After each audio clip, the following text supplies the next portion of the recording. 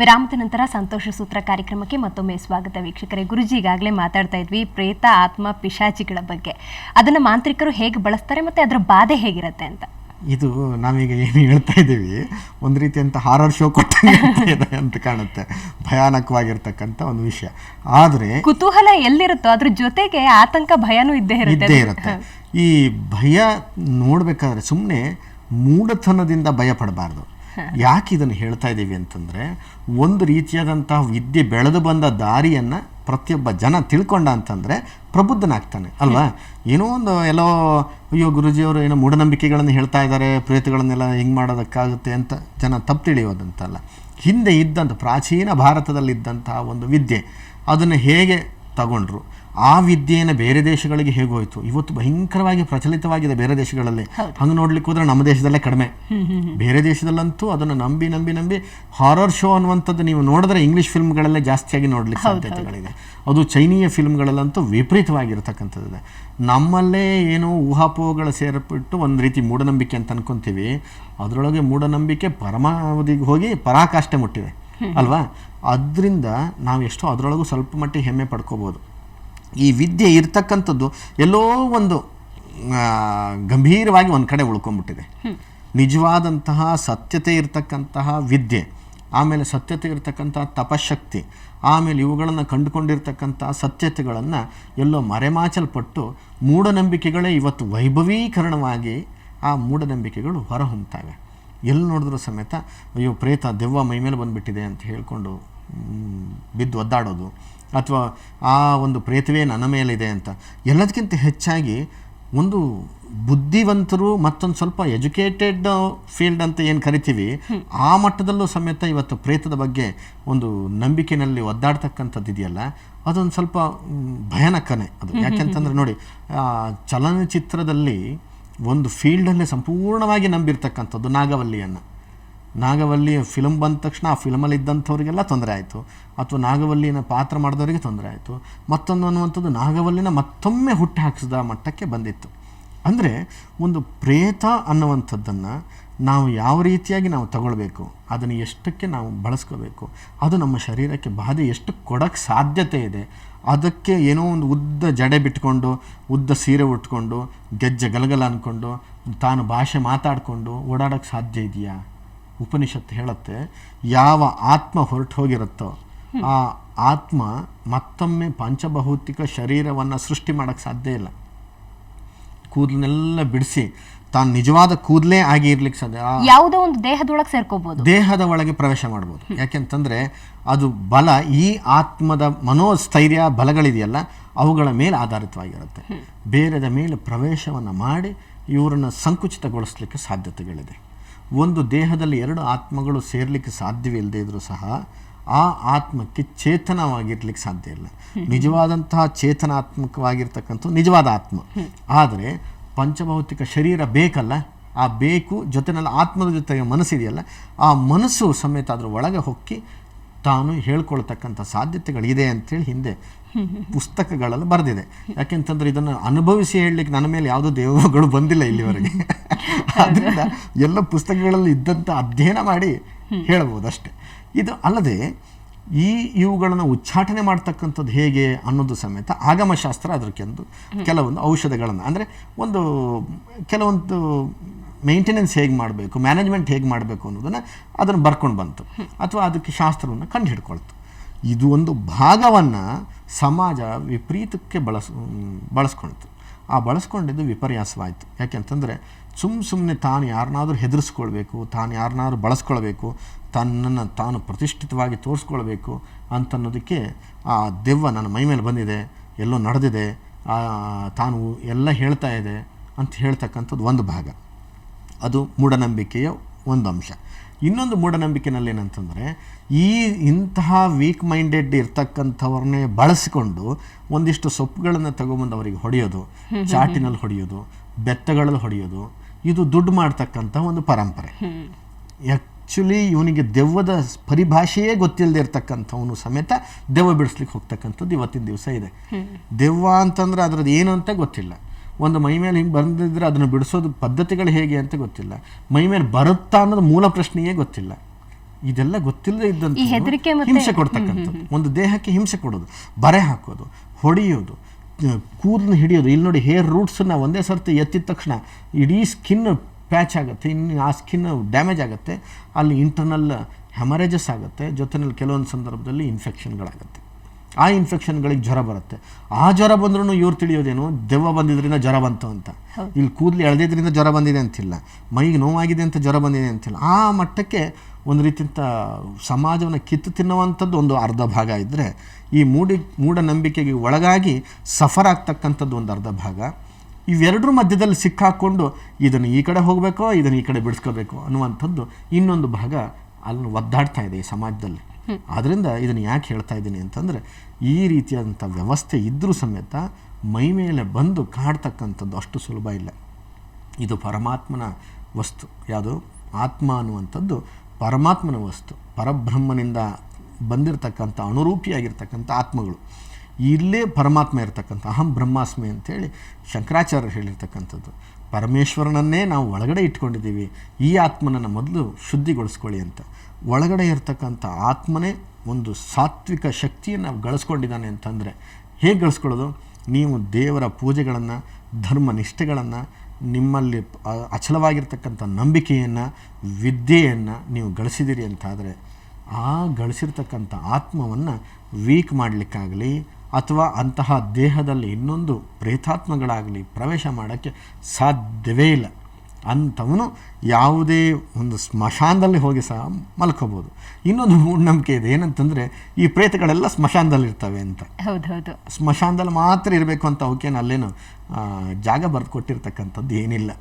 ಭೂಮಿಯಲ್ಲೇ ಇರ್ಲಿಕ್ಕೆ ಸಾಧ್ಯ ಇಲ್ಲ. ನಾನು ಆಗಲೇ ಹೇಳಿದೆ, ಭೂಮಿಯನ್ನು ಬಿಟ್ಟು ಅಂತರಿಕ್ಷದಲ್ಲಿ ಓಡಾಡ್ಕೊಂಡು ಇರಬೇಕಾದಂಥದ್ದು. ಇವುಗಳನ್ನು ವಶೀಕರಣ ಮಾಡಿಕೊಳ್ಳಿಕ್ಕೋಸ್ಕರವಾಗಿ ಪಿಶಾಚಿಗಳು ರಕ್ತ ಮಾಂಸಗಳನ್ನು ಬಯಸ್ತವೆ ಅನ್ನುವಂಥದ್ದು ಒಂದು ವಾಡಿಕೆ ಇದೆ. ಅವುಗಳಿಗೋಸ್ಕರವಾಗಿ ರಕ್ತವನ್ನು ಕೊಡಬೇಕು ಅಂಥೇಳಿ ಪ್ರಾಣಿ ಬಲಿಯನ್ನು ಕೊಡಬೇಕು ಅಂಥೇಳಿ ಒಂದು ಅದಕ್ಕೆ ಹುಟ್ಕೊಳ್ತು. ಅಂದರೆ ಆ ಪೂಜಾ ಪದ್ಧತಿಗಳಲ್ಲಿ ಪ್ರಾಣಿ ಬಲಿಯನ್ನು ಹುಟ್ಕೊಳ್ತು. ಆ ಪ್ರಾಣಿ ಬಲಿಯನ್ನು ಇವತ್ತಿನ ದಿವಸದವರೆಗೆ ಎಲ್ಲಿವರೆಗೆ ಬಂದಿದೆ ಅಂದರೆ ನರಬಲಿಯವರೆಗೂ ಸಹ ಅದು ಹುಟ್ಕೊಂಡಿದೆ. ಈ ಪ್ರಾಣಿ ಬಲಿ ಅನ್ನುವಂಥದ್ದೇ ಭಾರಿ ದೊಡ್ಡ ವಿಷಯ. ನಮ್ಮ ಧಾರ್ಮಿಕಕ್ಕೆ ಹೇಗೆ ಪ್ರಾಣಿ ಬಲಿ ಬಂತು, ಆ ಪ್ರಾಣಿಗೆ ಕೊಲ್ಲತಕ್ಕಂಥ ಸರಿನಾ ಅಥವಾ ಪ್ರಾಣಿ ಹಿಂಸೆ ಮಾಡ್ತಕ್ಕಂಥ ಸರಿನಾ, ಅವುಗಳನ್ನೆಲ್ಲ ಬಿಡಬೇಕಾ ಅಂತ ಅನ್ನುವಂಥದ್ದೇ ಭಾರಿ ದೊಡ್ಡ ಒಂದು ವಿಷಯ. ಅದನ್ನು ಇನ್ನೊಂದು ದಿನನೇ ಮಾತಾಡೋಣಂತೆ. ಅಂತೂ ಇಲ್ಲಿ ರಕ್ತ ಬಲಿ ಅಂತ ಶುರುವಾಗಿದ್ದು ಇವುಗಳ ವಶೀಕರಣ, ಜೊತೆಯಲ್ಲಿ ಪಿಶಾಚಿಗಳಿಗೆ ಆಹಾರವಾಗಿ ಕೊಡಲಿಕ್ಕೋಸ್ಕರವಾಗಿ ಇದನ್ನು ಮಾಡ್ಕೊಂಡಿರ್ತಕ್ಕಂಥ ಒಂದು ಪದ್ಧತಿ. ಮತ್ತಷ್ಟು ಮಾತಾಡೋಣ. ಒಂದು ವಿಚಾರದ ಬಗ್ಗೆ ನಿಗೂಢತೆ ಉಳಿದುಕೊಂಡು ಬಂದರೆ ಆ ವಿಷಯದ ಬಗ್ಗೆ ಕುತೂಹಲ, ಅದರ ಜೊತೆಗೆ ನಾವು ಒಂದು ವಿಚಾರವನ್ನು ಒಪ್ಪೋದಿಲ್ಲ. ವೀಕ್ಷಕರೇ, ನೀವು ಕೂಡ ಒಂದು ಕಾರ್ಯಕ್ರಮಕ್ಕೆ ಕರೆ ಮಾಡಬಹುದು. ವಾಮಾಚಾರದಿಂದ ನೀವೇನಾದರೂ ಅನುಭವಿಸಿದರೆ, ಏನಾದರೂ ಅನುಭವ ಆಗಿದ್ರೆ ನಿಮಗೆ ವಾಮಾಚಾರದ್ದು, ಈ ಒಂದು ಕಾರ್ಯಕ್ರಮಕ್ಕೆ ಕರೆ ಮಾಡಬಹುದು. ನಿಮಗೆ ಪರಿಹಾರ ಇಲ್ಲಿದೆ ಅಂತ ಹೇಳ್ತಿದ್ವಿ. ಒಂದು ಬ್ರೇಕ್ ತಗೊಂಡ ಬ್ರೇಕ್ ನಂತರ ಸಂತೋಷ ಸೂತ್ರ ಕಾರ್ಯಕ್ರಮ ಮುಂದುವರಿಯುತ್ತೆ.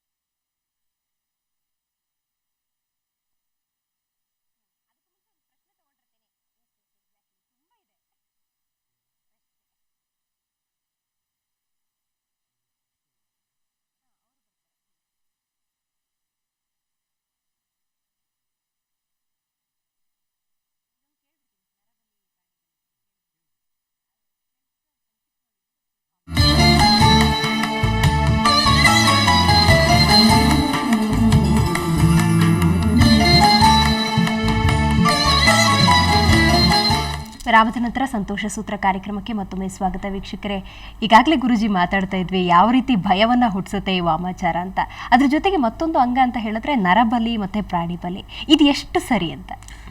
ಒಂದು ಹಂತದಲ್ಲಿ ಒಂದು ಜೀವಿಯನ್ನು ಸೃಷ್ಟಿ ಮಾಡ್ತಕ್ಕಂಥ ಅರ್ಹತೆ ಅಥವಾ ಶಕ್ತಿ ನಮಗೆಲ್ಲದೆ ಇದ್ದಾಗ ಆ ಜೀವವನ್ನು ನಾಶಪಡಿಸ್ತಕ್ಕಂಥ ಶಕ್ತಿಯೂ ನಮಗಿರೋದಿಲ್ಲ, ಅರ್ಹತೆಯೂ ಇರೋದಿಲ್ಲ. ಹಾಗೆ ನೋಡಲಿಕ್ಕೆ ಹೋದರೆ ಒಂದು ಪ್ರಾಣಿಯನ್ನು ಕೊಲ್ತಕ್ಕಂಥದ್ದು ತುಂಬ ತಪ್ಪು. ಆದರೆ ಒಂದು ಜೀವನದ ಒಂದು ಸೈಕಲ್ ಇದೆ. ಅದು ಹೇಗಿದೆ ಸೈಕಲ್ ಅಂತಂದರೆ, ಒಂದನ್ನು ತಿಂದು ಒಂದು ಬದುಕಬೇಕು ಅನ್ನುವಂಥದ್ದು ಈ ಸೃಷ್ಟಿ ನಿಯಮ. ಆ ಒಂದು ನಿಯಮವನ್ನು ಅನುಸರಿಸಿ ಆಧರಿಸಿ ಇದು ಹುಟ್ಕೊಳ್ತು ಪ್ರಾಣಿ ಬಲಿ ಅನ್ನುವಂಥದ್ದು ಹೇಗೆ ಅಂತ. ಈ ಆದಿಮಾನವ ಅನ್ನುವಂಥವನು ಈ ರೀತಿಯಾಗಿ ಅಕ್ಕಿಯನ್ನು ಮಾಡಿ ಅನ್ನ ಮಾಡಿ ಈ ಥರ ಬದುಕ್ತಕ್ಕಂಥದ್ದು ಮೊದಲು ಕಂಡು ಹಿಡ್ಕೊಂಡಿರಲಿಲ್ಲ. ತಾನು ಹಸಿವಾದ ತಕ್ಷಣ ಹಣ್ಣು ಹಂಪಲುಗಳನ್ನು ತಿನ್ನೋದು, ಒಂದು ಪ್ರಾಣಿಯನ್ನು ತಿನ್ನೋದು, ಪ್ರಾಣಿ ಮತ್ತೊಂದನ್ನು ತಿನ್ನೋದನ್ನು ನೋಡಿ ತಾನು ಸಹ ತಿನ್ನಲಿಕ್ಕೆ ಶುರು ಮಾಡಿದ ಅಲ್ವಾ. ಅದೇ ರೀತಿಯಾಗಿ ಎಂಥ ಪ್ರಾಣಿಯನ್ನು ತಿನ್ನಬೇಕು ಎಂಥ ಪ್ರಾಣಿಯನ್ನು ತಿನ್ನಬಾರ್ದು ಅನ್ನೋದು ಸಿಸ್ಟಮ್ಮು ಸಹ ಗೊತ್ತಿರಲಿಲ್ಲ. ಅವನಿಗೆ ಹೇಗೆ ಬೇಯಿಸಿ ತಿನ್ನಬೇಕಾ ಹಾಗೆ ತಿನ್ನಬೇಕಾ ಅನ್ನೋದು ಸಮೇತ ತಿಳ್ಕೊಳ್ಳಿಕ್ಕೆ ಬಹಳ ವರ್ಷಗಳೇ ಕಳೀತು. ಆನಂತರ ಸುಟ್ಟು ತಿನ್ಲಿಕ್ಕೆ ಶುರು ಮಾಡಿದಾಗ ರುಚಿ ಬದಲಾವಣೆ ಆಗ್ಲಿಕ್ಕೆ ಶುರುವಾಯಿತು. ಆಮೇಲೆ ಸುಡ್ಲಿಕ್ಕೆ ಶುರು ಮಾಡ್ದ, ಆಮೇಲೆ ಬೇಯಿಸ್ಲಿಕ್ಕೆ ಶುರು ಮಾಡ್ದ, ಆಮೇಲೆ ಸಾರು ಪಲ್ಯಗಳು ಅಂತ ಶುರುವಾಯಿತು. ಈಗ ಅದರೊಳಗೆ ಡಿಶಲ್ಲಿ ವೆರೈಟೀಸ್ಗಳು ಶುರುವಾಗಿದೆ ಅಲ್ವಾ. ಇವತ್ತಿನ ದಿವಸಕ್ಕೆ ನಾವು ನೋಡಿದಾಗ ತಿನ್ನುವ ಮಟ್ಟಕ್ಕೆ, ಅಂದರೆ ಆಹಾರವಾಗಿ ಯಾವುದನ್ನು ಯಾರೂ ತಿನ್ನಬಹುದು, ಇದು ಧರ್ಮ ಬೋಧಿಸಿರ್ತಕ್ಕಂಥದ್ದು. ಯಾವ ಧರ್ಮವೂ ಸಹ ಇದನ್ನು ವಿರೋಧಿಸಿಲ್ಲ. ಏನಂತಂದರೆ, ಒಂದು ಹುಲಿ ಜಿಂಕೆಯನ್ನು ತಿಂತದೆ, ಜಿಂಕೆ ಹುಲ್ಲನ್ನು ತಿಂತದೆ. ಈ ಹುಲ್ಲಾದರೂ ಸಮೇತ ಒಂದು ಜೀವವೇ ಅಲ್ವಾ. ಹರವೆ ಸೊಪ್ಪು ಮತ್ತೊಂದು ಇದು ಯಾವುದೋ ತರಕಾರಿಗಳನ್ನು ತಗೊಂಡ್ರು ಸಹ ಅದ್ರ ವಂಶವೃದ್ಧಿಗೋಸ್ಕರ ಹೂವು ಹಣ್ಣನ್ನು ಬಿಡ್ತು. ಆದರೆ ನಾವು ತಿನ್ನಲಿಕ್ಕೆ ಶುರು ಮಾಡಿದ್ವಿ. ಆದರೆ ಅದಕ್ಕೆ ಜೀವ ಇದ್ದರೂ ಸಹ ಚಲನವಲನಗಳಿರೋದಿಲ್ಲ. ಆದರೆ ಸಾತ್ವಿಕ ಗುಣವನ್ನು ವೃದ್ಧಿಸ್ಕೊಳ್ಳಿಕ್ಕೋಸ್ಕರವಾಗಿ ಶಾಕಾಹಾರಗಳು ಬೆಸ್ಟ್. ಅದೇ ತಾಮಸಿಕ ಗುಣಗಳನ್ನು ಜಾಸ್ತಿ ಮಾಡ್ಕೊಳ್ಳಿಕ್ಕೋಸ್ಕರವಾಗಿ ನೀವು ಮಾಂಸಾಹಾರಗಳು ಬೆಸ್ಟ್. ಈ ಆಹಾರದ ವ್ಯವಸ್ಥೆಯಲ್ಲಿ ನಮಗೆ ಹೇಗೆ ಆಹಾರ ಬೇಕೋ, ಈ ಪಿಶಾಚಿಗಳಿಗೆ, ಪ್ರೇತಗಳಿಗೆ ಮತ್ತು ಕೆಲವೊಂದು ತಾಮಸಿಕ ದೈವಗಳಿಗೆ, ಕೆಲವೊಂದು ದೇವರುಗಳಿಗೂ ಸಮೇತ ಬೇಕು ಅನ್ನುವಂಥದ್ದು ಒಂದು ಸಾಂಪ್ರದಾಯಿಕವಾಗಿ ಆಚರಣೆಯಲ್ಲಿ ಬಂತು, ಜಾನಪದವಾಗಿ. ಅದು ಬಂದದ್ದೇನಂತ, ಆ ರಕ್ತವನ್ನು ಆ ದೇವರಿಗೆ ಅಥವಾ ದೈವಕ್ಕೆ ಅರ್ಪಣೆ ಮಾಡಿ ಆ ಮಾಂಸವನ್ನು ನಾನು ಪ್ರಸಾದ ರೂಪವಾಗಿ ತಿನ್ನಬೇಕು ಅನ್ನುವಂಥದ್ದೊಂದು ಪದ್ಧತಿಯಾಗಿ ಬಂತು. ಆ ಪದ್ಧತಿಯಾಗಿ ಬಂದಂಥದ್ದು ಇವತ್ತಿನ ದಿವಸ ಈ ಬಲಿಯ ಆಚರಣೆ ಅಂತ ಶುರುವಾಯಿತು. ಈ ಮಾರಿಗೆ ಸಮೇತ ಬಲಿ ಕೊಡ್ತಕ್ಕಂಥದ್ದು ಇತ್ಯಾದಿಗಳನ್ನು ಬಲಿ ಅಂತ ಮಾಡ್ತಕ್ಕಂಥದ್ದು ಇದೆ. ಈ ರೀತಿಯಾಗಿ ಬಲಿ ಅಂತ ಬಂತು. ಅದು ಅಲ್ಲದೆ ನರಬಲಿಯನ್ನು ಕೊಡ್ತಕ್ಕಂಥದ್ದು ಇವತ್ತಿನ ದಿವಸ. ಅದು ಯಾರು ನರಬಲಿಯನ್ನು ಕೊಡಬೇಕಾದ್ರೆ ತನ್ನ ಬಲಿಯನ್ನೇ ಕೊಡಬೇಕು. ರಕ್ತಾಹಾರ ಕೊಡಲಿಕ್ಕೆ ತನ್ನಲ್ಲಿ ರಕ್ತ ಇಲ್ವಾ? ನಾನು ವೈಯಕ್ತಿಕವಾಗಿ ಹೇಳೋದಾದರೆ, ಇವನಿಗೆ ಅಷ್ಟಿಷ್ಟ ಇದ್ದು ತಾನು ಸಿದ್ಧಿ ಪಡ್ಕೊಳ್ಬೇಕು ಅಂತ ತನ್ನ ಬೆರಳನ್ನೇ ಕಟ್ ಮಾಡಿಕೊಡ್ಬೇಕು. ಯಾರ್ದೋ ಮಕ್ಕಳನ್ನ ತಗೊಂಬಂದು ಬಲಿ ಹಾಕ್ತಕ್ಕಂಥದ್ದು ಇದೆಯಲ್ಲ, ಇಂತಹ ದುಷ್ಟನಿಗೆ ಕಣ್ಣೆರಡನ್ನು ಕಿತ್ತೆ ಹೋಗಿಬೇಕಾಗತ್ತೆ. ಓಕೆ ಗುರುಜಿ, ಮತ್ತಷ್ಟು ಮಾತಾಡೋಣ. ವೀಕ್ಷಕರೇ, ನೀವು ಕೂಡ ಒಂದು ಕಾರ್ಯಕ್ರಮಕ್ಕೆ ಕರೆ ಮಾಡಬಹುದು.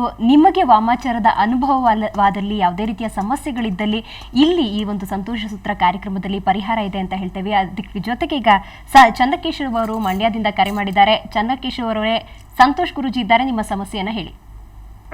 ಸರ್ ಗುರುಗಳೇ ನಮಸ್ತೆ. ನಮ್ಮ ಹೆಸರು ಚನ್ನಕೇಶವ ಅಂತ ಹೇಳಿ.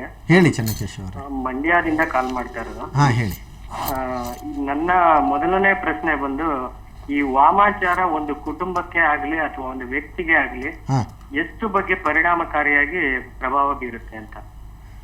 ಮತ್ತೆ ನನ್ನ ಎರಡನೇ ಪ್ರಶ್ನೆ, ಇದು ವಾಮಾಚಾರ ಒಂದು ವ್ಯಕ್ತಿ ಮೇಲೆ ಅಥವಾ ಒಂದು ಕುಟುಂಬದ ಮೇಲೆ ಪ್ರಯೋಗ ಆಗಿದೆ ಅನ್ನೋದಾದ್ರೆ ಅದನ್ನ ನಾವು ಹೇಗೆ ಕಂಡುಹಿಡಿಬಹುದು ಅಥವಾ ಗುರುತಿಸ್ಕೊಳ್ಬಹುದು? ಇದು ಎರಡು ಪ್ರಶ್ನೆ ನನ್ನ ಜೀವನದಲ್ಲಿ ತುಂಬಾ ಕಾಡ್ತಾ ಇದೆ. ನೋಡಿ, ನನ್ನ ವೈಯಕ್ತಿಕವಾಗಿ ಅನುಭವ ಮತ್ತು ಅಧ್ಯಯನದ ಮುಖಾಂತರ ಹೇಳ್ತಾ ಇದ್ದೀನಿ. ಇಂಥ ದೊಡ್ಡ ವಿದ್ಯೆ ಇದ್ದಂಥದ್ದು ಮರೆಮಾಚಿ ಎಷ್ಟೋ ವರ್ಷಗಳಾಗಿದೆ. ಇಂಥ ಭಯಂಕರವಾಗಿ ಪ್ರಯೋಗ ಮಾಡ್ತಕ್ಕಂಥ ಕಾಲಮಾನದ ಸ್ಥಿತಿಗಳೇ ಇವತ್ತಿಲ್ಲ. ಅಂಥದ್ರೊಳಗೆ ಎಷ್ಟೋ ಮಂತ್ರಗಳು ಮತ್ತು ಎಷ್ಟೋ ಯಂತ್ರಗಳು ಕಳೆದೇ ಹೋಗಿದೆ ಇವತ್ತಿನ ದಿವಸ. ವೇದಗಳು ಶಾಖೋಪಶಾಖೆಗಳೇ ನಮ್ಮ ಕೈನಲ್ಲಿಲ್ಲ. ಅಂಥದ್ರೊಳಗೆ ಕೆಲವೇ ಅಂಶಗಳನ್ನು ಹಿಡ್ಕೊಂಡು ಆಧರಿಸ್ಕೊಂಡು ಹೆಚ್ಚಿನ ಮೂಢನಂಬಿಕೆಗಳೇ ಅದಕ್ಕೆ ಹಾಕ್ಕೊಂಡು ಹೆಣ್ಕೊಂಡು ಬಂದಿರತಕ್ಕಂಥದ್ದು. ಆದರೆ ಕೆಲವೊಂದು ಕಡೆ ತನ್ನದೇ ಆದಂಥ ಸಿದ್ಧಿಯನ್ನು ಮಾಡಿಕೊಂಡು ಒಂದು ತಕ್ಕ ಮಟ್ಟಿನ ಒಂದು ಕೆಟ್ಟ, ಅಂದರೆ ನೆಗೆಟಿವ್ ವೈಬ್ರೇಷನ್ಗಳನ್ನು ಕ್ರಿಯೇಟ್ ಮಾಡ್ತಕ್ಕಂಥ ಶಕ್ತಿಗಳು ಕೆಲವೊಂದು ಕಡೆ ಇದೆ. ಅದು ಇವತ್ತಿಗೆ ವಿಜ್ಞಾನ ಎಷ್ಟೇ ಮುಂದುವರೆದ್ರೂ ಸಹ ಅದಕ್ಕೆ ಪ್ರಶ್ನೆಗಳೇ ಉತ್ತರವೇ ಸಿಕ್ಕದೇ ಇದ್ದಂಥ ಕೆಲವೊಂದು ಪರಿಸ್ಥಿತಿಗಳಿದೆ. ವಾಮಾಚಾರ ಒಂದು ಕುಟುಂಬಕ್ಕೆ ಆದಾಗ ಹೇಗೆ ಕಂಡುಹಿಡ್ಕೊಳ್ಬೇಕು ಅಂತ ನೀವು ಕೇಳಿದ್ರಿ. ನಾನು ಈ ಹಿಂದೆನೂ ಸಹ ಒಂದು ಸರ್ತಿ ಹೇಳಿದ್ದೀನಿ. ಹೇಗೆ ಅಂತಂದರೆ, ನಿಮ್ಮ ಕುಟುಂಬ ಬಹಳ ಚೆನ್ನಾಗಿ ಇದ್ದಂಥದ್ದು, ಎಲ್ಲ ಗ್ರಹಗತಿಗಳು ಚೆನ್ನಾಗಿ ಇದ್ದು, ದೇವರ ಪೂಜೆ ಇತ್ಯಾದಿಗಳು ಮಾಡಿಕೊಂಡು ನೀವು ಯಾವುದೇ ಅಧರ್ಮಗಳಲ್ಲೂ ಭಾಗವಹಿಸದೆ ನೀವಾಗೆ ಕೆಟ್ಟದನ್ನು ಅಂದರೆ ಎಲ್ಲೋ ಸಾಲಾಗಿಲ್ಲ ಇತ್ಯಾದಿಗಳನ್ನು ಮಾಡ್ಕೊಳ್ಳದೆ ಏನೂ ಇಲ್ಲದೆ ಚೆನ್ನಾಗೇ ಇದ್ದಂಥ ಕುಟುಂಬ ಇದ್ದಕ್ಕಿದ್ದಾಗೆ ಮೇಲಿಂದ ಮೇಲೆ ಆಘಾತಗಳನ್ನು ಒಳಗಾಗ್ತಾ ಬಂದರೆ, ಮನೆಯಲ್ಲಿ ಇದ್ದಕ್ಕಿದ್ದಾಗೆ ಒಂದು ಮನಃಶಾಂತಿ ಕಳ್ಕೊಳ್ತಾ ಹೋದರೆ, ಇದ್ದಕ್ಕಿದ್ದಾಗೆ ರೋಗಗಳ ರುಜಿನಗಳಲ್ಲಿ ಬಳಲ್ತಾ ಹೋದರೆ, ಒಬ್ಬರಿಗೆ ಅಂತಲ್ಲ ಒಬ್ಬಾದ ಮೇಲೆ ಪ್ರಶ್ನೆಗಳನ್ನು ನೀವು ಹುಟ್ಟಾಕೋದಕ್ಕಿಂತ ಮುಂಚೆ ಇನ್ನೊಂದು ಪ್ರಶ್ನೆಗಳು ಹುಟ್ಕೊಳ್ತಾ ಹೋದರೆ ಮೇಲಿನ ಮೇಲೆ ತೊಂದರೆಗಳಾಗ್ತಾ ಇದೆ ಅಂತಂದಾಗ ಎಲ್ಲೋ ವೈಬ್ರೇಷನಲ್ಲಿ ವೇರಿಯೇಷನ್ಸ್ ಇದೆ ಅಂತ ಅರ್ಥ. ಇದನ್ನು ಎಲ್ಲ ರೀತಿಯಲ್ಲಿ ವಿಚಾರಣೆ ಮಾಡಿ ಕಡೆಗೆ ಬಹುಶಃ ಎಲ್ಲೋ ನಮ್ಮಲ್ಲಿ ತಪ್ಪಿದೆಯಾ ಅಥವಾ ಏನೋ ಒಂದು ತೊಂದರೆ ಆಗಿದೆಯಾ ಅಂತ ನಾವು ಬರಬೇಕಾಗತ್ತೆ. ಓಕೆ, ಚಂದ್ರಕಲಾ ಅವರು ಕೋಲಾರದಿಂದ ಕರೆ ಮಾಡಿದ್ದಾರೆ. ಚಂದ್ರಕಲಾ ಅವರೇ, ಸಂತೋಷ್ ಗುರೂಜಿ ಇದ್ದಾರೆ, ನಿಮ್ಮ ಸಮಸ್ಯೆ ಹೇಳಿ. ಚಂದ್ರಕಲಾ ಅವರೇ, ನನ್ನ ಧ್ವನಿ ಕೇಳಿಸ್ತಾ ಇದೆಯಾ ನಿಮ್ಗೆ? ಹೌದು, ಕೇಳಿಸ್ತಾ ಇದೆ. ಸಂತೋಷ್ ಗುರೂಜಿ ಇದ್ದಾರೆ, ಮಾತಾಡಿಮ್ಮ. ನಮಸ್ತೆ ಗುರುಜಿ. ನಮಸ್ಕಾರ, ಹೇಳಿ. ಏನಿಲ್ಲ, ಈಗ ಕೆಲವರೆಲ್ಲ ಹೇಳ್ತಾರೆ, ಈಗ ಫ್ಯಾಮಿಲಿನಲ್ಲಿ ಏನಾದ್ರು ಗಂಡ ಹೆಂಡತಿಗೆ ಆಗದೆ ಇರೋ ತರ ಮಾಡಕ್ಕೆ, ಅಥವಾ ಸಂಸಾರದಲ್ಲಿ ಏನಾದ್ರು ತೊಂದರೆಗಳು ಬರೋ ತರ ನಮ್ಗೆ ಆಗದೆ ಇರೋರು ಮಾಟ ಮಂತ್ರ ಮಾಡ್ತಾರೆ. ಬಟ್ ಅದ್ ನಮ್ಗವರೆಗೂ ಗೊತ್ತಾಗೋದಿಲ್ಲ ಮಾಡಿದ್ದಾರೆ ಅಂತ. ಸೊ ಅದನ್ನ ಆತರ ನಮಗ್ ಗೊತ್ತಿಲ್ಲದೆ ಯಾರನ್ನ ಮಾಡಿದ್ರೆ ಅದನ್ನ ನಮ್ಗೇನು ತಟ್ಟದಿರ ನಾವು ನಿವಾರಣೆ ಮಾಡ್ಕೊಳ್ಳೋ ಅಂತದ್ದು, ಪ್ರಿಕಾಷನ್ ತಗೊಳ್ಳೋ ಅಂತದ್ದು ಏನಾದ್ರು ಮಾಡ್ಬೋದಾ? ನಿಜವಾಗ್ಲೂ ಮಾಡ್ಬೋದು. ಭಾರಿ ಒಳ್ಳೆ ಪ್ರಶ್ನೆಯನ್ನು ಕೇಳಿದ್ರಿ. ನಾವು ನಂಬ್ತೀವೋ ಬಿಡ್ತೀವೋ ಬೇರೆ ವಿಷಯ. ನಾವು ಬೇರೆಯವರಿಗೆ ಮಾಟ ಮಂತ್ರ ಮಾಡಲಿಕ್ಕೂ ಅಥವಾ ಕೇಳಲಿಕ್ಕೂ ಹೋಗದೇ ಇದ್ದರೂ ಸಹ ಬೇರೆಯವರಿಂದ ಆಗಿರ್ತಕ್ಕಂಥದ್ರಿಂದ ನಮ್ಮ ರಕ್ಷಣೆ ನಾವು ಮಾಡ್ಕೊಳ್ಬೇಕು. ನಮ್ಮ ತೋಟಕ್ಕೆ ನಾವು ಬೇಲಿ ಹಾಕ್ಕೊಳ್ತಕ್ಕಂಥದ್ದು ಸೂಕ್ತವಾದಂಥದ್ದು. ಬೇರೆಯವರ ತೋಟದ ಫಲ ನಮಗೆ ಬೇಕಾಗಿಲ್ಲ ಅಲ್ವಾ? ಅಂಥದ್ರೊಳಗೆ ಈ ಆಗಮಶಾಸ್ತ್ರ ಏನು ಹೇಳ್ತು, ನೀವು ವೈಷ್ಣವ ಸಂಪ್ರದಾಯದಿಂದ ಅಂದರೆ ತಿರುಪತಿ ತಿಮ್ಮಪ್ಪನನ್ನು ಅಥವಾ ವೆಂಕಟರಮಣನ ರಂಗನಾಥನನ್ನು ಪೂಜೆ ಮಾಡ್ತಕ್ಕಂಥವ್ರಾದರೆ, ವಿಷ್ಣು ಸಂಪ್ರದಾಯದಿಂದ ಬಂದಂಥವ್ರಂತಾದರೆ ವಿಷ್ಣು ಸಂಪ್ರದಾಯದಲ್ಲೇ ಕೆಲವೊಂದು ಪೂಜೆಗಳಿವೆ. ಹಾಗೆ ಶೈವ ಸಂಪ್ರದಾಯದಿಂದ ಬಂದಂಥವರಾದರೆ ಅದಕ್ಕೆ ಸಹ ಕೆಲವೊಂದು ಪೂಜೆಗಳಿದೆ. ಶಾಕ್ತ ಸಂಪ್ರದಾಯದಿಂದ ಬಂದಂಥದ್ದಾದರೆ ಅದಕ್ಕೂ ಸಹ ಕೆಲವೊಂದು ಪೂಜೆಗಳಿದೆ. ನವದುರ್ಗಾ ಬಲಿ ಅನ್ನುವಂಥದ್ದಿದೆ. ಅದರೊಳಗೆ ಬಾಧಾಕರ್ಷಣೆ ಅಂತ ಮಾಡಿಕೊಂಡು ನಿಮ್ಮಲ್ಲಿ ಇರ್ತಕ್ಕಂಥ ಏನೇನು ಪ್ರಯೋಗಗಳಾಗಿರ್ಬೋದು ಅವುಗಳನ್ನು ಆಕರ್ಷಣೆ ಮಾಡಿಕೊಂಡು ಪುನಃ ಅವುಗಳನ್ನು ನಾಶಪಡಿಸ್ತಕ್ಕಂಥದ್ದಿದೆ. ಆಮೇಲೆ ನಾಶಪಡಿಸಿದ ಮೇಲೆ ನಿಮ್ಮ ಮನೆಯ ರಕ್ಷಣೆ ಮಾಡಲಿಕ್ಕೋಸ್ಕರವಾಗಿ ಪುನಃ ಆ ಯಂತ್ರವನ್ನು ಬರೆದು ಆರಾಧನೆ ಮಾಡ್ತಕ್ಕಂಥದ್ದು. ಅಂದರೆ 1 ವರ್ಷಗಳವರೆಗೆ ಅದರದ ಶಕ್ತಿ ಇರ್ತದೆ. ಅದರೊಳಗೂ ಮತ್ತು ಕೆಲವೊಂದು ಆರಾಧನೆಗಳಿದೆ. ಅವುಗಳನ್ನು ನಿಮ್ಮ ಜೀವಮಾನವಿಡೀ ನಿಮಗೆ ಯಾವುದೇ ರೀತಿಯಾದಂಥದ್ದು ಒಳಗಡೆ ಪ್ರವೇಶ ಮಾಡದೇ ಇರುವ ಹಾಗೆ ಕೆಲವೊಂದು ಇದೆ. ಈಗಂತೂ ಸಹ ನಾವು ನೋಡ್ತಾ ಇದ್ದೇವೆ ರಾಜಕಾರಣಗಳಲ್ಲಿ ಅವರನ್ನು ಸಂಪೂರ್ಣವಾಗಿ ಮಂಕ್ ಮಾಡಬೇಕು, ಅವರಿಗೆ ಬಲ ಇಲ್ದಿದ್ದಂಗೆ ಮಾಡಬೇಕು ಅನ್ನುವಂಥದ್ದು ನಡೀತಕ್ಕಂಥದ್ದು ಇದೆ. ಅದು ನಡೆಸ್ತಾರೋ ಬಿಡ್ತಾರೋ ಬೇರೆ ವಿಷಯ. ಆದರೆ ಆಗಮಶಾಸ್ತ್ರದಲ್ಲಿ ಅದಕ್ಕೂ ಸಹ ಕೆಲವೊಂದು ಬಲಿ ಪೂಜೆಗಳನ್ನು, ಪ್ರತಿಕಾರ ಬಲಿ ಪೂಜೆಗಳನ್ನು, ಅವುಗಳಲ್ಲೂ ಸಹ ಬಾಧಾಕರ್ಷಣೆಗಳನ್ನು ಮಾಡಿದ್ದಾರೆ. ಅಂದರೆ ಬಾಧೆಗಳನ್ನು ಆಕರ್ಷಣೆ ಮಾಡೋದು. ಆಕರ್ಷಣೆ ಮಾಡಿ ಪ್ರತಿಕಾರ ಅಂತಂದ್ರೆ ಏನು ಗೊತ್ತಾ, ಯಾರು ನಮಗೆ ಪ್ರಯೋಗ ಮಾಡಿರ್ತಾರ, ಯಾರು ನಮಗೆ ಅನ್ಯಾಯಗಳನ್ನು ಮಾಡಿ ಈ ಥರ ಮಾಡಿರ್ತಾರೋ, ಎಲ್ಲಿಂದ ಈ ಶಕ್ತಿಗಳು ಬಂದಿದೆಯೋ ಅಲ್ಲಿಗೆ ವಾಪಸ್ಸು ಹೋಗಬೇಕು, ಅವರಿಗೆ ಆ ತೊಂದರೆಯನ್ನು ತಿನ್ನಬೇಕು ಅಂತ. ಅದು ಪ್ರತಿಕಾರ. ನೀವು ಪ್ರತಿಕಾರ ಬೇಡ ಅಂತಂದರೆ ಅದನ್ನು ನಾಶ ಮಾಡಿ ಉಚ್ಚಾಟನೆಯನ್ನು ಮಾಡಿಬಿಟ್ಟು ನಿಮ್ಮಲ್ಲಿ ಆ ದೇವರನ್ನು ಪ್ರತಿಷ್ಠಾಪಿಸಲ್ಪಡೋದು. ಹೇಗೆ ಅಂತಂದರೆ ಈ ಸುದರ್ಶನ ಹೋಮ ಅಂತ ಮಾಡ್ತೀವಿ. ಉಚ್ಚಾಟನೆಯನ್ನು ಮಾಡಿ ನಿಮ್ಮ ಈ ಕೆಲವೊಂದು ಈ ವೈಬ್ರೇಷನ್ಗಳನ್ನು ತೆಗೆದು ಹಾಕಿಬಿಟ್ಟು ಉಚ್ಚಾಟನೆ ಆದಮೇಲೆ ಒಂದು ಸರ್ತಿ ಕ್ಲೀನ್ ಆಯಿತು, ಈ ಮನೆಯೆಲ್ಲ ಗುಡಿಸಿ ಕ್ಲೀನ್ ಮಾಡಿದ ಮೇಲೆ ಹೊಸ ಪೇಂಟ್ ಮಾಡಬೇಕು ಮತ್ತು ರಕ್ಷಣೆ ಮಾಡಬೇಕಲ್ಲ, ಅದಕ್ಕೆ ಸುದರ್ಶನ ಯಂತ್ರವನ್ನು ನಿಮ್ಮ ಮನೆಯಲ್ಲಿ ಪ್ರತಿಷ್ಠಾಪಿಸಿ ಸುದರ್ಶನ ಹೋಮ ಮಾಡ್ತಕ್ಕಂಥದ್ದು. ಹಾಗೆ ಅಘೋರ ರಕ್ಷಾ ಹೋಮ ಅಂತಲೇ ಇದೆ, ಬಲಿ ಅಂತಲೇ ಇದೆ. ಅಘೋರ ಅಂತಂದರೆ ಈ ಶಿವನಿಗೆ ಸಂಬಂಧಪಟ್ಟಿರ್ತಕ್ಕಂಥದ್ದು. ಶೈವ ಸಂಪ್ರದಾಯದಂಥವ್ರು ಅಂಥದ್ದು ಮಾಡಿ ಶಿವನ ಶಕ್ತಿಯನ್ನು ಮನೆಯಲ್ಲಿ ಪ್ರತಿಷ್ಠಾಪಿಸ್ತಕ್ಕಂಥದ್ದು. ಓಕೆ ಗುರುಜಿ, ಈಗಾಗಲೇ ನಾವು ಮಾತಾಡ್ತಾ ಇದ್ವಿ ನರಬಲಿ ವಿಷಯ, ಪ್ರಾಣಿ ಬಲಿ ವಿಷಯ. ಹಂಗೇನಾದ್ರೂ ಕಂಡೋರ್ ಮಗುನ ಬಲಿ ಕೊಡೋದು ಅಂತ ಆದ್ರೆ ತನ್ನ ಬೆರಳನ್ನೇ ಕಟ್ ಮಾಡ್ಕೊಳ್ಳಿ ಅನ್ನೋ ಮಾತನ್ನ ಹೇಳಿದ್ರಿ. ಅಲ್ಲಿರೋದು ರಕ್ತ, ಇಲ್ಲಿರೋದು ರಕ್ತ. ಹಾಗಾದ್ರೆ ಈಗ ವಾಮಾಚಾರ ಅಂತ ಸಂದರ್ಭದಲ್ಲಿ ಆ ಮಾಂತ್ರಿಕನಿಗೆ ತಿರುಗಿ ಬಿಡೋ ಚಾನ್ಸಸ್ ಇಲ್ವಾ? ವಾಮಾಚಾರ ಏನಾದ್ರೂ ಹೇಳಿದ್ಯಾ ಬಲಿ ಕೊಡು ಅಂತ? ವಾಮಾಚಾರ ಅನ್ನುವಂಥದ್ದು ವಿದ್ಯೆ ಯಾವುದನ್ನು ಹೇಳೋದಿಲ್ಲ. ಹೀಗೀಗೆ ಕ್ರಮಗಳು, ಈಗ ನಾನು ಆಗಲೇ ಹೇಳಿದ್ನಲ್ಲ, ಬಲಿ ಅನ್ನುವಂಥದ್ದು ಬಂದಿದ್ದು ಯಾಕೆ ಅಂತಂದರೆ ಆ ಪ್ರೇತ ಪಿಶಾಚಿಗಳನ್ನು ತಾನು ವಶೀಕರಣ ಮಾಡಿಕೊಂಡಿದ್ರೆ ಅವುಗಳಿಗೆ ಆಹಾರವನ್ನು ಕೊಡ್ತಕ್ಕಂಥದ್ದು ಅಂತ. ಇದು ನಂಬಿಕೆಗೆ ಅಷ್ಟೇ. ಈಗ ಇನ್ನೊಂದು ಯೋಚನೆ ಮಾಡಿ, ಆಹಾರ ಅಂತ ಬೇಕಾಗ್ತಕ್ಕಂಥದ್ದು ಯಾವುದಕ್ಕೆ? ಈ ಪಂಚಮಹಾಭೂತ ಶರೀರಕ್ಕೆ. ಇಲ್ಲಿ ಇದಕ್ಕೆ ಶರೀರವೇ ಇಲ್ಲ. ಈ ಶರೀರ ಇಲ್ದಿದ ಮೇಲೆ ಈ ರಕ್ತ ಆಹಾರ ಬೇಕಂತೇನಿಲ್ಲ ಅಲ್ವಾ? ಈ ಆಹಾರ ಎಲ್ಲಿ? ಶರೀರ ಇದ್ರೆ ತಾನೇ ಅದು ಪೋಷಣೆ ಮಾಡಲಿಕ್ಕೋಸ್ಕರ ಆಹಾರ ಬೇಕು. ಆ ಶರೀರ ಇಲ್ಲದೆ ಇರತಕ್ಕಂಥ ಆತ್ಮಕ್ಕೆ ಇವನೇ ಹಾಕಿದ ರಕ್ತ ಆಹಾರ ಕೊಡ್ತಾನೆ ಅನ್ನುವಂಥದ್ದು ಒಂದು ಯೋಚನೆ.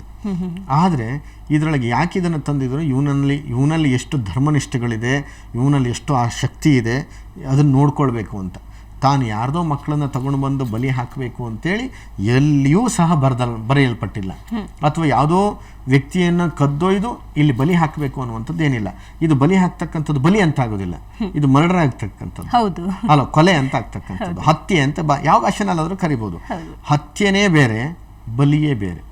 ಬಲಿ ಹಾಕ್ತಕ್ಕಂಥದ್ದಕ್ಕೆ ನಾವು ಸಾಮಾನ್ಯವಾಗಿ ಈ ಪೂಜೆಗಳು ಏನು ಹೇಳಿದ್ನಲ್ಲ, ಪೂಜೆ ಪುನಸ್ಕಾರಗಳು, ಹೋಮ ಹವನಗಳು ಅಂತೇಳಿ, ಅಲ್ಲೂ ಸಹ ಬಲಿ ಅಂತಿದೆ. ಈಗ ಕೃತಿಕಾ ಬಲಿ ಅಂತಿದೆ, ನಾರಸಿಂಹ ಬಲಿ ಅಂತಿದೆ, ಅಘೋರ ಬಲಿ ಅಂತಿದೆ. ನಾನು ಹೇಳಿದ್ನಲ್ಲ, ಈ ಬಲಿಗಳಲ್ಲೂ ಸಮೇತ ಬಲಿ ಇದೆ. ಯಾವುದನ್ನು ಬಲಿ ಹಾಕ್ತಕ್ಕಂಥದ್ದು? ಆಹಾರಗಳನ್ನು ದೇವತೆಗಳಿಗೆ ಕೊಡ್ತಕ್ಕಂಥದ್ದು. ಅದು ಹೇಗೆ ಅಂತಂದರೆ ಕುಂಬಳಕಾಯಿಗಳನ್ನು ಕತ್ತರಿಸಿ ಅದಕ್ಕೆ ಓಕಳಿಯನ್ನು ಮಾಡಿ ಹಾಕ್ತಕ್ಕಂಥದ್ದು ಇದೆ. ಇವೆಲ್ಲ ಸಾತ್ವಿಕ ಪೂಜೆಗಳು. ತಾಮಸಿಕ ಪೂಜೆಗಳಿಗೆ ಮಾತ್ರ ರಕ್ತವನ್ನು ಹಾಕ್ತಕ್ಕಂಥದ್ದಾಗಿ ಸಾಂಪ್ರದಾಯಿಕವಾಗಿ ಪದ್ಧತಿಯಾಗಿ ಬಂತಷ್ಟೇ. ರವಿ ದೇಸಾಯಿ ಅವರು ಬೆಳಗಾವಿಯಿಂದ ಕರೆ ಮಾಡಿದ್ದಾರೆ. ರವಿ ದೇಸಾಯಿ ಅವರೇ, ನಿಮ್ಮ ಸಮಸ್ಯೆ ಏನು ಹೇಳಿ? ಸಂತೋಷ್ ಗುರುಜಿ ಇದ್ದಾರೆ, ಮಾತಾಡಿ. ಹೇಳಿ. ನಮಸ್ತೆ ಗುರುಜಿ. ಹಾ, ನಮಸ್ಕಾರ. ಹೇಳಿ. ನಾನು ರವಿ ದೇಸಾಯಿ ಅಂತ ಮಾತಾಡೋದು ಗುರುಜಿ. ಹಾ, ಹೇಳಿ. ಇವಾಗ ನಮ್ಮ ಕುಂಡಲಿ ಪ್ರಕಾರ ನೋಡಿ ನಮಗೇನು ವಾಮಾಚಾರ ಆಗಿದೆಯಾ ಅಂತ ಏನು ಹೇಳಕ್ಕಾಗುತ್ತಾ? ಇಲ್ಲಪ್ಪ. ಯಾಕೆಂತಂದ್ರೆ ಹುಟ್ಟುವಾಗ ಗ್ರಹಗಳು ಎಲ್ಲೆಲ್ಲಿವೆ, ನಿಮ್ಮ ಹುಟ್ಟುವ ಸಂದರ್ಭದಲ್ಲಿ ಆ ಲಗ್ನದಲ್ಲಿ ಯಾವ್ಯಾವ ಡಿಗ್ರಿಯಲ್ಲಿ ಯಾವ್ಯಾವ ಗ್ರಹಗಳಿದೆ, ಆ ಗ್ರಹಗಳು ನಿಮಗೆ ಯಾವ ಭಾಗ್ಯವನ್ನು ಕರುಣಿಸ್ತವೆ. ಅಂದರೆ ಲಗ್ನದಿಂದ ಎಷ್ಟೆಷ್ಟು ಮನೆಯಲ್ಲಿ ಆ ಗ್ರಹಗಳಿವೆ, ನಿಮ್ಮ ಈ ಜೀವನದ ರೂಪುರೇಷೆಗಳು ಹೇಗಾಗ್ತವೆ ಅನ್ನೋದು ಅಷ್ಟೇ ಕುಂಡಲಿಯಲ್ಲಿ ಇರುತ್ತೆ. ಆದರೆ ನಿಮಗೆ ಯಾವುದಾದ್ರೂ ಇಂತಹ ನೆಗೆಟಿವ್ ವೈಬ್ರೇಷನ್ಗಳು ಪ್ರಯೋಗ ಆಗಲ್ಪಡಬಹುದಾ ಅನ್ನೋದನ್ನು ಅಷ್ಟೇ ತೋರಿಸ್ಬೋದು. ಆದರೆ ಆಗಿದೆ ಅನ್ನೋದನ್ನು ಕುಂಡಲಿ ನೋಡಲಿ ಹೇಳಲಿಕ್ಕೆ ಸಾಧ್ಯ ಇಲ್ಲ. ಅದನ್ನು ಹೇಳಲಿಕ್ಕೆ ಬೇಕಾದಷ್ಟು ಪ್ರಶ್ನೆಗಳು ಅಂತೇಳಿ ಶಾಸ್ತ್ರ ಇದೆ, ಪ್ರಶ್ನಾಶಾಸ್ತ್ರಗಳಿವೆ, ಶಕುನಶಾಸ್ತ್ರಗಳಿವೆ. ಕೆಲವೊಂದು ನೀವು ಕವಡೆಗಳನ್ನು ಹಾಕಿ ನೋಡ್ತಕ್ಕಂಥದ್ದಿದೆ. ಇನ್ನೂ ಕರಾರುವಕ್ಕಾಗಿ ನೋಡಬೇಕು ಅಂತಂದರೆ ಅಂಜನಗಳನ್ನು ಪ್ರಯೋಗ ಮಾಡ್ತಕ್ಕಂಥದ್ದಿದೆ. ಈ ಅಂಜನ ಪ್ರಯೋಗ ಮಾಡ್ತಕ್ಕಂಥದ್ದು ಹೇಗೆ ಅಂತಂದರೆ, ಅದು ಭಾರಿ ದೊಡ್ಡ ಸಬ್ಜೆಕ್ಟು. ಸುಮಾರು ಕಾಲಗಳ ಕಾಲ ನಡೆದಂಥದ್ದನ್ನು ಭೂತ ಮತ್ತು ವರ್ತಮಾನ, ಭವಿಷ್ಯತ್ತಲ್ಲ, ಭೂತ ಮತ್ತು ವರ್ತಮಾನವನ್ನು ಮಾತ್ರ ಅಂಜನಗಳಲ್ಲಿ ನೋಡ್ಬೋದು. ಬಹಳಷ್ಟು ಜನ ತಪ್ಪು ತಿಳ್ಕೊಂಡು ಭವಿಷ್ಯತ್ನೂ ಸಮೇತ ಅಂಜನಗಳಲ್ಲಿ ನೋಡಿ ಹೇಳ್ತಕ್ಕಂಥದ್ದು ಶುರುವಾಗಿದೆ. ಆದರೆ ಅಂಜನಗಳಲ್ಲಿ ಸಮೇತ ಹೇಗೆ ಅಂತಂದರೆ, ಹಿಂದೆ ನಡೆದದ್ದನ್ನು ಈಗ ನಡೆದದ್ದನ್ನು ಹಾಗೆ ನೋಡತಕ್ಕಂಥದ್ದು. ಎಲ್ಲೋ ಏನೋ ಆಗಿದೆ, ಭವಿಷ್ಯ ಇಲ್ಲ, ನಡೆದದ್ದು ಹೌದಾ ಅಲ್ವಾ ಅನ್ನುವಂಥದ್ದನ್ನು, ಮತ್ತು ಈಗ ಯಾರು ಕಳೆದು ಹೋಗಿದ್ದಾರೆ, ಅವ್ರು ಎಲ್ಲಿದ್ದಾರೆ ಅನ್ನೋದನ್ನು ನೋಡಲಿಕ್ಕೆ ಕ್ಲಾರಿಫಿಕೇಶನ್, ಅದನ್ನು ನೋಡಲಿಕ್ಕೆ ಕೆಲವರು ಹೇಳುವಂಥದ್ದಿದೆ. ನಮ್ಮ ಹುಡುಗ ಕಳೆದು ಹೋಗಿದ್ದಾನೆ, ಅವನು ಎಲ್ಲಿದ್ದಾನೆ ನೋಡಿ, ಅಲ್ಲಿಂದ ಕರ್ಕೊಂಬರ್ಬೋದಾ ಅಂತ. ಈಗ ಇಲ್ಲಿ ನೋಡ್ತಾ ಇದ್ದೀವಿ ಅಂದ್ರೆ ಅಲ್ಲಿಂದಲೇ ಕೈ ಹಾಕಿ ತಕೊಂಡು ಬರ್ಲಿಕ್ಕಾಗತ್ತಾ? ಆಗಲ್ಲ.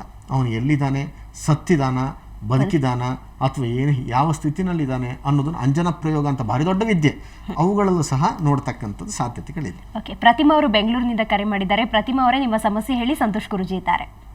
ನಮಸ್ಕಾರ ಗುರುಜಿ. ಹೇಳಿಮ್ಮ. ನಾನು ನಿಮ್ ತುಂಬಾ ಕಾರ್ಯಕ್ರಮ ನೋಡ್ತಾ ಇದ್ದೀನಿ. ಕ್ಲಿನಿಕ್ಗೂ ಬಂದಿದೆ ಒಂದ್ಸರಿ ಟ್ರೀಟ್ಮೆಂಟ್ಗೆ. ಹಾಗಾದ್ರೆ ಹತ್ರದಿಂದ ನೋಡಿದಿರಿ? ಆಯ್ತು, ಹತ್ರದಿಂದ ಒಂದ್ 3-4-5 ಟೈಮ್ಸ್ ನೋಡಿದ್ದೀನಿ. ಆಯ್ತಮ್ಮ, ಹೇಳಿ. ಅಣ್ಣನಿಗೆ ಮದ್ವೆ ಡಿಲೇ ಆಗ್ತಿದೆ, ಅದಕ್ಕೆ ಅವನ ಜಾತಕ ಕೇಳ್ಬೇಕು ಅಂತ ಅಮ್ಮ ಹೇಳಿದ್ರು, ಅದಕ್ಕೆ ಫೋನ್ ಮಾಡಿದೆ ಗುರುಜಿ. ಹೌದು, ನಾವು ಹಿಂದೆನೂ ಸಹ ಹೇಳಿದೀವಿ. ಏನಂತಂದ್ರೆ ಜಾತಕಗಳನ್ನು ನಮ್ಮ ಜಾತಕ ಫಲ ಕಾರ್ಯಕ್ರಮದಲ್ಲಿ ಕೇಳಬೇಕು. ಈ ವಿದ್ಯೆಗಳಿಗೆ ಸಂಬಂಧಪಟ್ಟಿದ್ದು ಬಹಳಷ್ಟು ಜನರಿಗೆ ಪುಸ್ತಕ ಸಿಕ್ಕೋದಿಲ್ಲ, ಹುಡುಕ್ಲಿಕ್ಕೂ ಸಹ ಗೊತ್ತಾಗೋದಿಲ್ಲ. ಎಷ್ಟೋ ಜನರಿಗೆ ಸ್ಟಡಿ ಮಾಡಬೇಕು ಅಂತ ಆಸೆ ಇರ್ತದೆ, ಸ್ಟಡಿ ಮಾಡ್ಲಿಕ್ಕೆ ಆಗೋಲ್ಲ. ಅಂಥವರಿಗೆ ಎಷ್ಟು ಸಾಧ್ಯ ಅಷ್ಟು ವಿದ್ಯೆಯನ್ನು ಕೊಡಬೇಕು ಅಂತೇಳಿ ಈ ಕಾರ್ಯಕ್ರಮನ ಮಾಡಿದ್ದೇವೆ, ಆಯ್ತಾ? ಆದ್ರಿಂದ ಜಾತಕವನ್ನು ಮಾತ್ರ ಜಾತಕ ಫಲದಲ್ಲೇ ಕೇಳಿ. ಇನ್ನೊಂದು ಸರ್ತಿ ಯಾವಾಗ ನಮ್ಮ ಹತ್ರ ಬರ್ತಾ ಇದ್ದೀರಿ ಅಂತ ನೀವು ಹೇಳ್ತೀರಿ, ಬಂದಾಗ ಜಾತಕ ತಾನೇ ಅದನ್ನ ನಾನು ಹೇಳ್ತೀನಿ. ಯಾಕಂದ್ರೆ ಬೇರೆಯವರಿಗೆ ಒಂದು ಅವಕಾಶ ಮಾಡಿಕೊಡೋಣ. ಗುರುಜಿ, ಈಗ ಹೇಳ್ತಾ ಇದ್ವಿ, ಆಗಾಗ ಏನು ಜಾತಕವನ್ನ ನೋಡೋದ್ರಿಂದ ಏನು ಭವಿಷ್ಯ ಏನಿದೆ ಅನ್ನೋದು ಗೊತ್ತಾಗುತ್ತೆ ಅಂತ ಹೇಳಿ.